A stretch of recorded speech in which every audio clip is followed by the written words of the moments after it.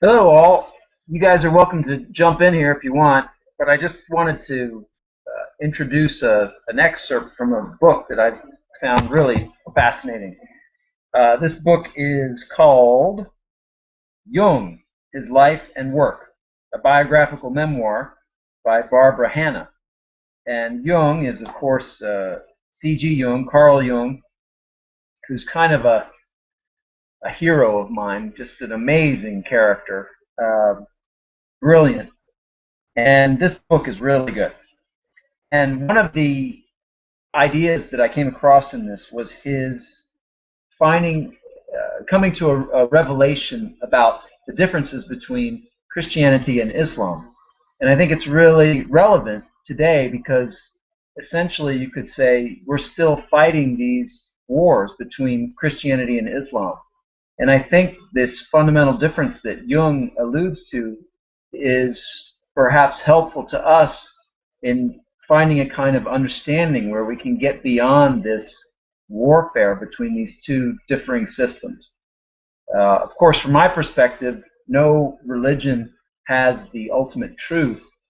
Different religions have different languages and ways of describing the same, what I would call God. Atheists might call it atomic physics, or any name you can think of to explain the fundamental energy behind what we all experience. Yeah, but I'll use God. And this is what this is. I'm going to read to you an excerpt from this book, which I think is so interesting. So one vast cultural difference between the Muslim and Christian world dawned on Jung only some 20 years later when he visited the Taj Mahal in India. The incredible height of the Himalayas and the Taj Mahal were two of the most vivid impressions he brought back from India. The beautiful Taj Mahal, built in A.D. 1632 by the Emperor Shah Jahan as the mausoleum of his favorite wife, and in which he was also later buried, struck Jung as the most perfect temple of love ever erected. As he sat, letting it speak to him, he realized that the Muslim religion is founded on the Eros principle.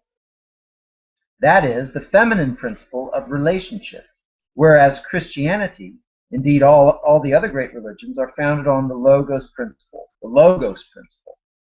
That is, the masculine principle of discrimination. In his last long book, The Mysterium Conjunctionis, Jung presented his most pictorial description of these two principles. He wrote, "Logos and Eros are intellectually formulated intuitive equivalents of the archetypal images of Sol and Luna, which is, of course, the sun and the moon, right? Sun and the moon. And we kind of unconsciously, or at least many of us, we think of sun as masculine, moon as feminine, right? That is not universal, but it's very common. In my view, the two luminaries are so descriptive and so superlatively graphic in their implications that I would prefer them to the more pedestrian terms Logos and Eros. In other words, he's saying, let's use Sol and Luna, or sun and moon, instead of Logos and Eros. Although the latter do pin down certain psychological peculiarities more aptly than the rather infinite sun and moon. Shortly before this passage, Jung had made clear that in the bright light of the sun, everything can be seen and discriminated, and that the sun therefore represents a much lighter consciousness, whereas the mild light of the moon merges things together rather than separates them. Quote, "It does not show up objects in all their pitiless discreteness and separateness, like the harsh glaring light of day, but blends in deceptive shimmer the near and the far, magically transforming little things into big things, high into low, softening all color into a bluish haze, and blending the nocturnal landscape into an unsuspected unity." Jung described Logos and Eros as gods in the Swanage seminar he gave in 1925. He pointed out that if we had lived in the time of Sophocles, we would have realized the great god Eros, which is, of course, the god of love, right? The great god Eros, god of relatedness, and also Logos, the god of form. He explained that the principle of logos does not produce logical or intellectual thinking, for logos is an experience, a revelation. St. Paul and the Gnostics still thought according to the laws of logos. One thinks of the former's revelation on the way to persecute the Christians at Damascus, for example. So we may assume that from Jung's experience in the Taj Mahal, as the most perfect temple of love which has ever been built, that an experience of the god Eros led to the foundation of the Muslim religion, whereas the god Logos was the determining force in the case of all the other great religions. We can even prove this in the case of the Christian religion, for the beginning of St. John's Gospel equates Christ himself with the Logos.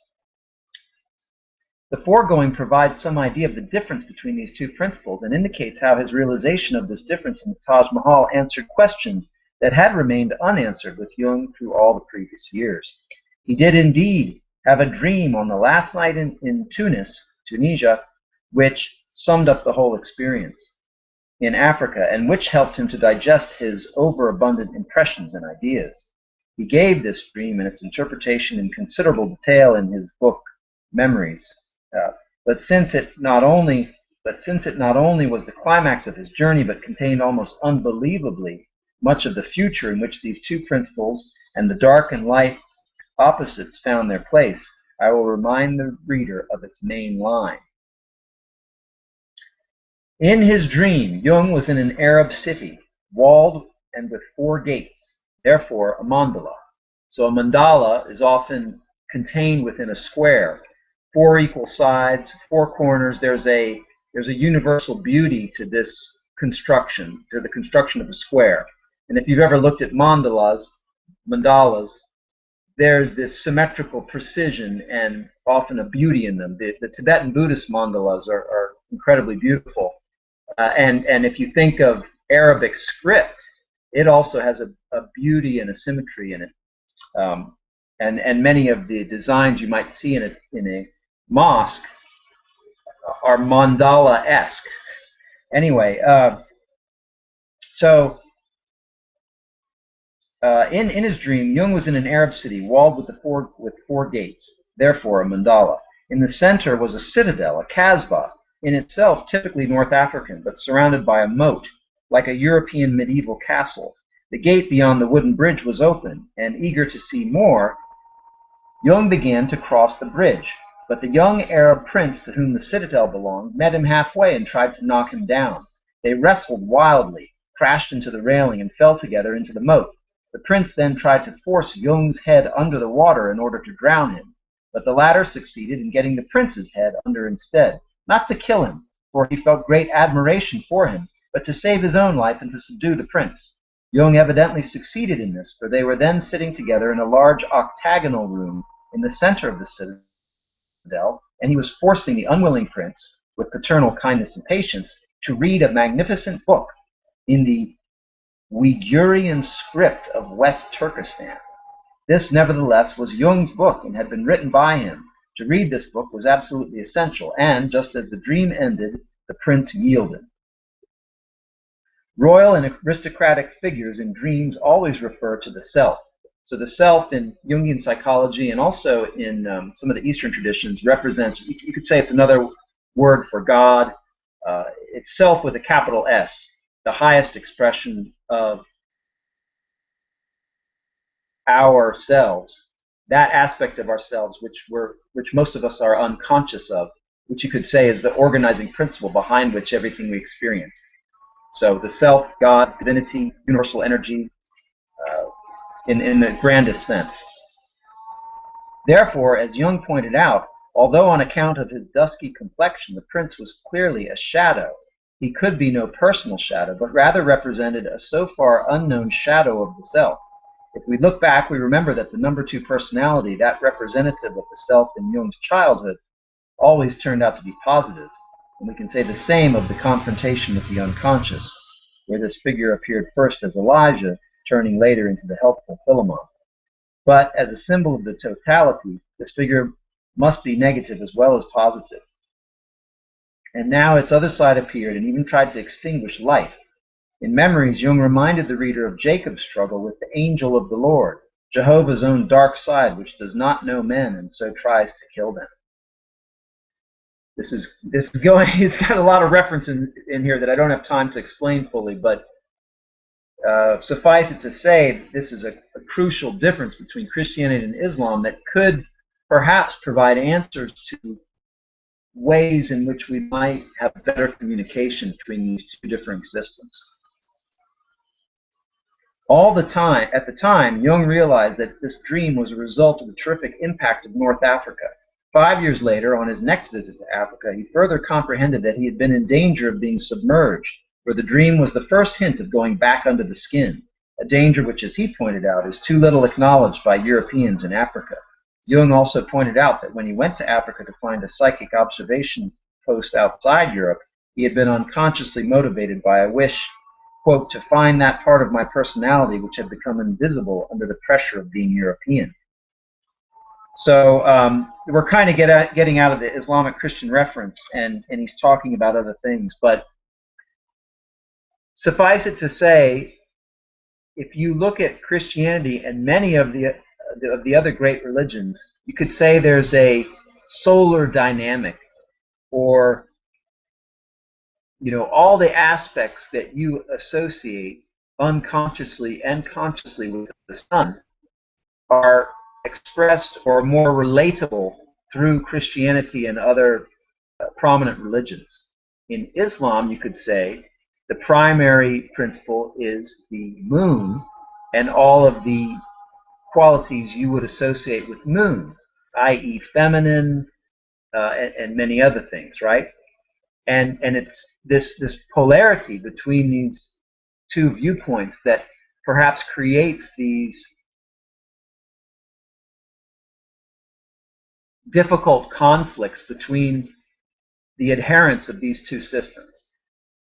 So the unconscious way to deal with these things is to say, hey, this dude just flew an airplane into my building. I'm going to go kill as many of his people as I can. And then when we go over there and shoot them up, they say, hey, those assholes just killed a bunch of our people. Let's go kill them.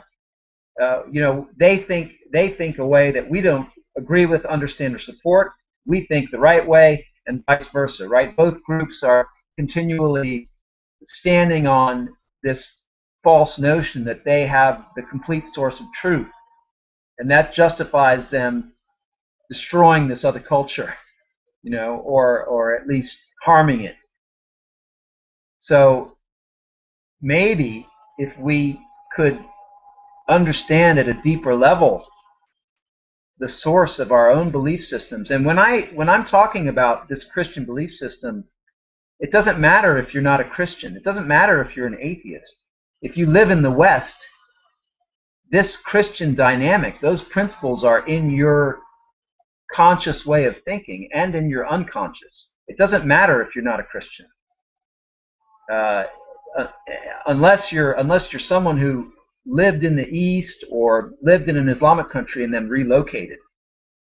But if you're of European descent, if you're of American descent, without any of those other influences, whether or not you're a Christian, you have those dynamics bound up in your consciousness, and they affect you at an unconscious level, whether you're aware of it or not. So understanding these principles on both sides can help you relate to these two dynamics, and perhaps, maybe, in some sense, find a bridge between these two apparently opposing dynamics. So anyway, this is a fabulous book. Jung is incredible. I also have recently rewatched a film about Jung and Freud, which I'd highly recommend. It's called A Dangerous Method. Maybe I'll do a movie review of that. I highly recommend it. It's a fascinating movie, and it reveals some of the dynamics that were happening when Freud and Jung were essentially creating psychology. The traditions and studies of psychotherapy, psychology, and bringing them into a modern light that was a modern science. So it's powerful, fascinating stuff. Would love to hear any of you comment on this. I hope it doesn't put you to sleep. It's really brilliant stuff. So the book is Jung, His Life and Work, a biographical memoir by Barbara Hanna. On the cover, there's a picture of Jung sitting by the lake. So hope you enjoyed this. Thanks very much, and we'll talk again soon. Bye-bye.